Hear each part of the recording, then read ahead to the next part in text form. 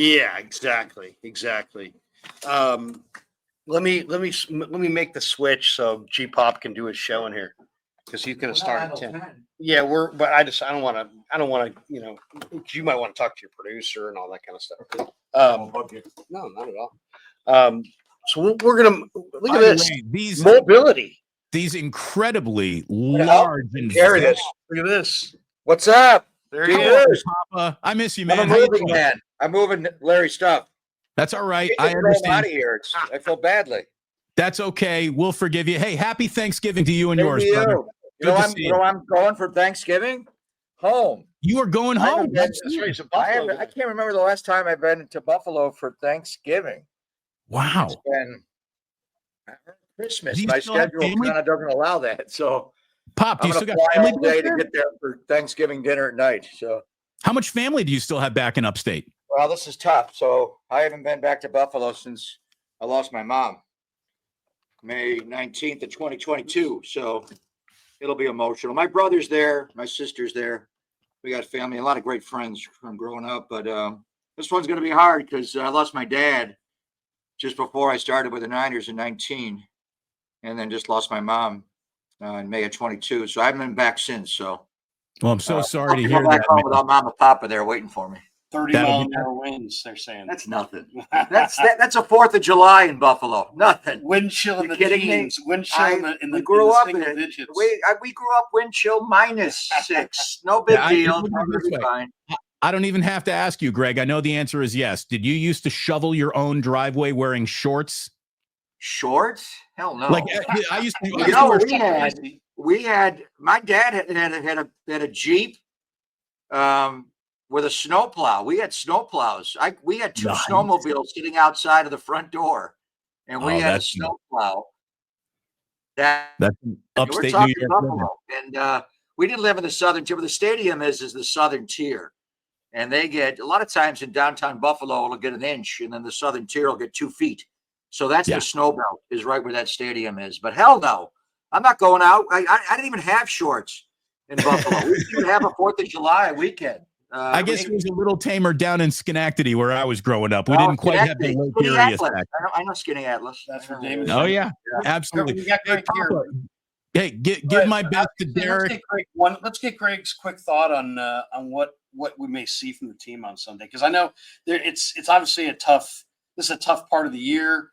I don't know if we're going to see Purdy yet. We're going to find out later today what his status is. But what are your thoughts on what? Well, obviously Buffalo's a great football team. The Niners have 5 Super Bowl championships, and my Bills have been tormented going 4 straight years to the Super Bowl not winning. They did win in the AFC. Cherish those championships, but they love football there. So this team is off their bye. It's unbelievable. We got four games this year, and the Bears are playing on Thanksgiving. So they're gonna have a mini bye. So it's just a -22 rest differential. I don't know why they don't try to get it closer to 0 for everybody. I know making the schedule is hard, but it's not like making an MLB schedule or NBA or NHL. There's got to be a way to make it more equitable. But it is what it is. They're a great football team. That quarterback, and I think that was the driving force in Kyle going to get Trey Lance. That throw over Fred Warner on the night game, that laser down the field. December the 7th, I remember. There was an so many throw. he made rolling to his right that night where you thought he is running out of bounds and he's throwing the ball away, and he would somehow make a jump shot, jumping into the sideline, and he kept the ball in the field of play. That is physically impossible for almost every other quarterback or anybody throwing a football on earth to do, is to roll that way and then keep it back. And there's Gabe Davis. So he had it like 2 or 3 times. I'm like, who is this guy? He is just so big and strong. He's from Fireball. So we know the Fireballer. Fan, right? He had a Joe Montana jersey when he was a kid. But the thing that sets him up is you go to that stadium, and it could be any time of the year, but certainly on the first night of December with an 8:20 kickoff. The wind, we'll see about snow, and it all depends on the lake effect and just where the clouds are that particular day. Did you hear Murph this morning?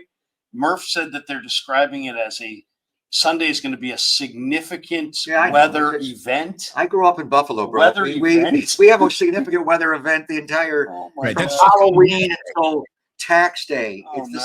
But it also depending how the winds blow, it could miss the stadium. I mean, it's a lake effect snow. Anyway, you need a big, strong arm quarterback to play in that stadium. Jim Kelly had a good arm. This guy has a hose, and he played at Wyoming. He's got big hands. I've never seen him throw a ball in that wind where the ball has been taken by the wind. I mean, that's hard.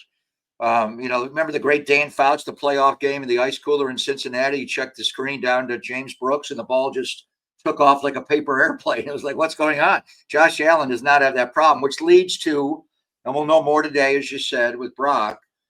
I am concerned about Brock and the elements there. I'd much rather have it be snow than rain. But a night game, being able to grip that ball, that's why Tom Brady took the PSI out of the football. It's hard to grip. Those are like marbles or bowling balls. It's hard. And Brock, if he has any deficiencies as a quarterback, he's 6 feet 5'8", 7 inch tall, and his hands are small. And I've seen him have trouble, certainly in Cleveland.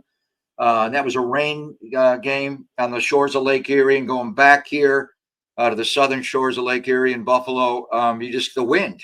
It's hard to control the football. It's going to be a run game because of the wind. Well, and that's the thing. But if Buffalo has one defensive weakness, you can run on them. Yeah. Hey, Papa, can I get about Green Bay? Can I get a question in here for Papa? Yeah, of course. Go ahead. How come Mason? I took over your whole show. I feel bad. I don't want to. I love it. Come on, we finally got a pro on here. Larry out here? Hold on, we got to see. What are we not seeing, Larry? Here we go. Why are Mason and Garendo forgotten men the last 3 weeks of football? Because Christian's just too good. But he's not. I understand. He's playing fine. They're not blocking for him. It's just not the same. They're not getting pushed in the O-line. He's about a half a yard before he gets contacted. He looks the same to me. The fumble was bad. The play that bothered me the most was the blitz pickup on Lucas Van Ness. There wasn't even a blitz because Van Ness is an end on the play that Brandon Allen fumbled the ball when Van Ness hit him with the helmet and the ball came out. Christian came across the formation, and it may have been the wrong cleats and just not footwork, but I've never seen Christian. He's great at everything. Blocking is certainly one of them. I've never seen him get knocked on his ass like that. That was just like, whoa. And then the very next play, he takes that screen, the block by Jennings, and they got Jalen Moore out in the tunnel screen, and he fumbled the ball. So it's just not like him, and I know he's beating himself up. The thing with him, a lot of the plays, the Niners have not 2 play calls. They a lot of times they call 3 plays. And you hear the can. You could be going from play 1 to play 3. If you do check from a run play to a pass play, you want McCaffrey on the field. I understand his running backs. JP's done well, and Garendo's was starting to do really well that Dallas game. But if you are going to get out of a run and they're loading the box, you want McCaffrey on the field. He's just the ultimate chess piece. There's no scenario where you don't want McCaffrey on the field. 1st down, 2nd down, 3rd down, 4th down. He's better. It hasn't turned that way production-wise, getting in the end zone. I don't think they're blocking for him. But what I would like to see him do, we saw Green Bay do it a lot, is use, whether it's pony personnel or jet personnel, or, you put 2 halfbacks on the field together, and a way to soften the box a little bit for Christian would be to move him out of the box and have Mason line up or have them both go out. I mean, Green Bay did it all day. They had number 30, Brooks, the other back in, blocking for Josh Jacobs. They had Emmanuel Wilson, 31. They had a lot of snaps where they had 2 halfbacks on the field. So I think there is a way to be creative there. But then you're also taking Juszczyk off the field, or a 3rd wide receiver like Ricky Pearsall. You're not going to take George off. So there's a trade-off there. It's kind of like Steph Curry. People complain when he's off the court too much. We were complaining because McCaffrey's on the field too much. I understand the production's fine. You'd have to see the GPS tracking. They have the catapult system on the guys during the game. I don't think he's running. When I watch practice, he looks the same. He's not running any slower. I just don't think they're blocking him. I think we just saw a graphic that shows that his fastest game this year hasn't even eclipsed his slowest game from last year. I think he has slowed down. I guess my whole point on Mason is, when has he had top speed? When has he been able to? So this is the graphic that we just talked about, where his fastest time last year is his slowest time last year is faster than his fastest time thus far this year.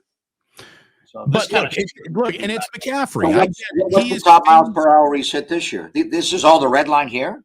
Well, he's not getting up to speed because he's not hitting the second The red level. line's the average speed, and the blue line is max. Oh, speed. got it. Where's So, this year from last so year? you've got let's see. So the bottom line is this is showing quantifiably yeah, that his speed is down. yeah. His But does speed he is- have? And this is the tweet from the guy. He says, looking at Christian McCaffrey's tracking from next gen stats, he hasn't hit top speed yet this season. But has he had his the worst game Is from he last had the? season? Is he had the ability to hit top speed?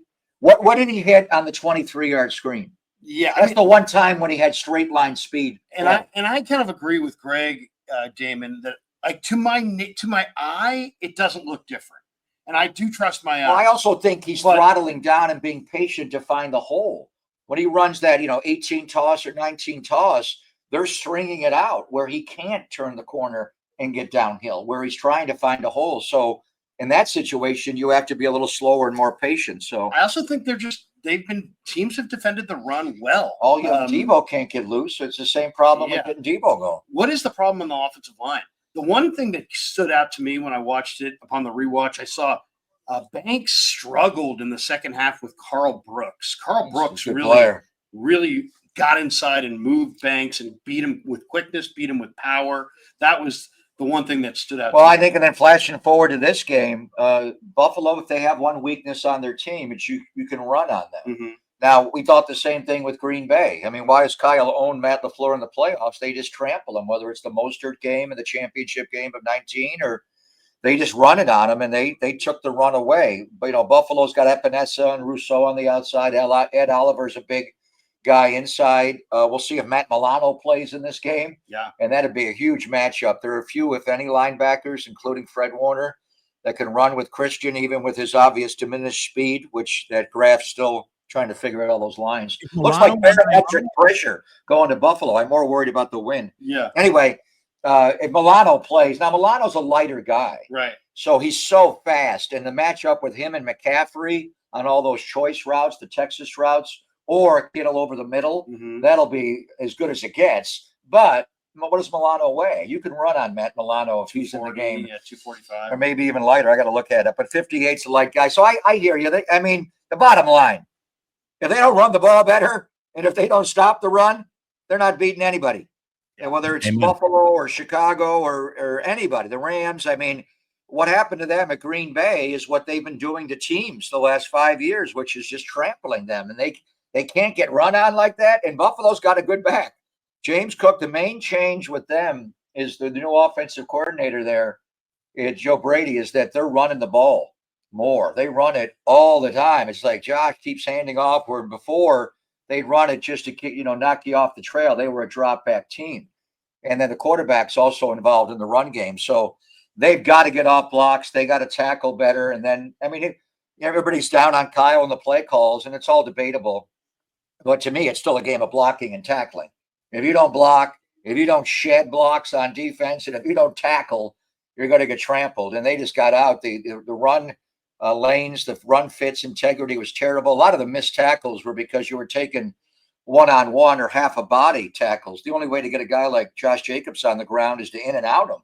You got to swarm him with multiple guys. Like the second play of the game, and they ran the orbit motion with Jaden Reed, and they brought Kraft across, and we slanted the front, and Campbell, I think, jumped in the wrong gap. And then your Jair Brown sitting there at 8 yards with number 8, the grade 8, Josh Jacobs, screaming downhill with a running start. How are you going to tackle that guy? Right. He spins right off the first hit. So it's all got to be pieced together. But it's the essence, no matter what the weather is, and the wind will be a factor in the pass game. But you gotta block better, you gotta shed blocks better, and you gotta tackle better.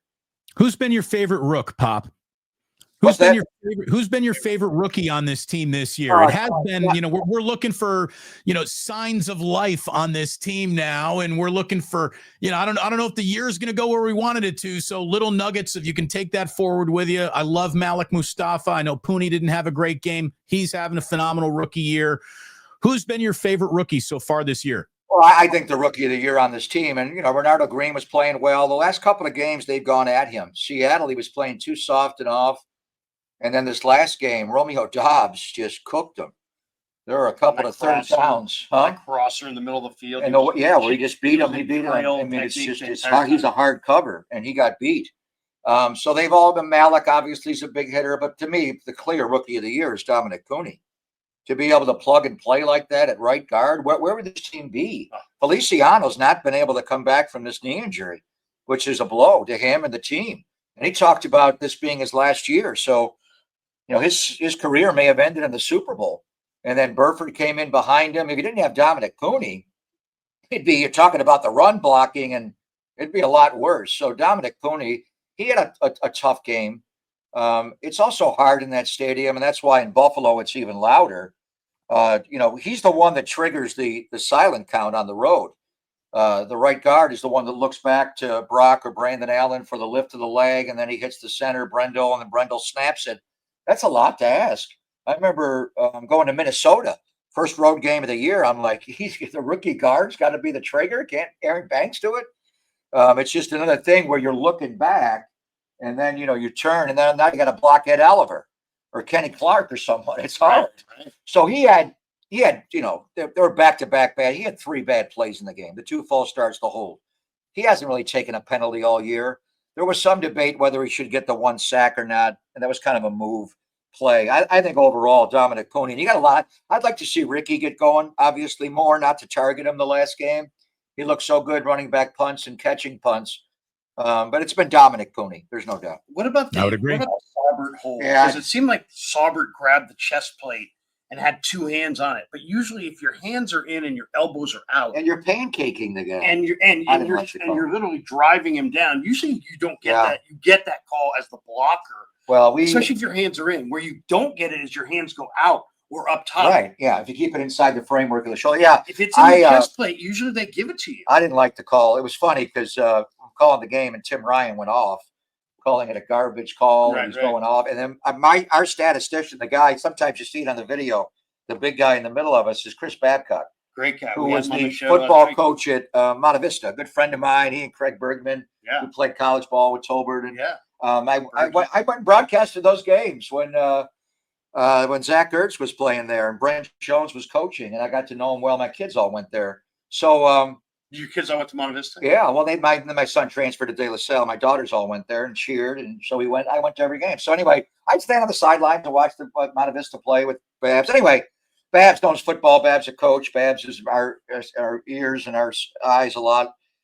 He turned to Tim on that play and said, "It was a hold." And Tim went crazy. I thought he was going to choke him. He was like all day long. It's on the airports.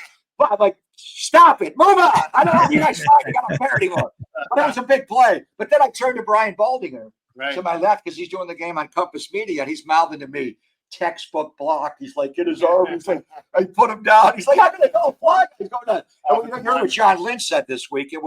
It's teach tape. That's the way they teach them to block. So really the reality is it got called that way.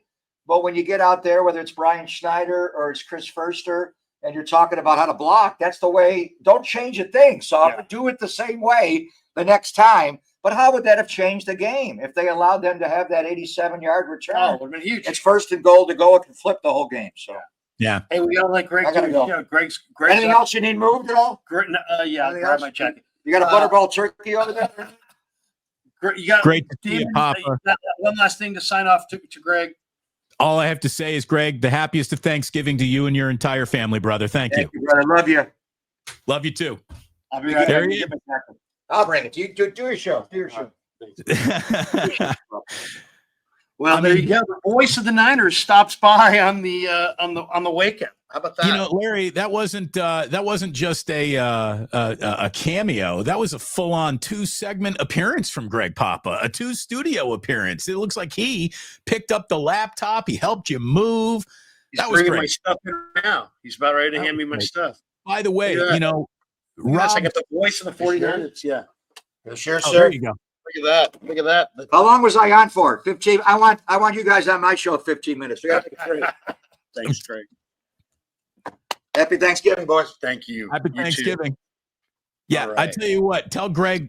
Very cool. Greg needs to tell Mike Holler that he wants me on the show in 15 minutes. Let's see how that goes. Lee Hammer says no. Lee Hammer says no.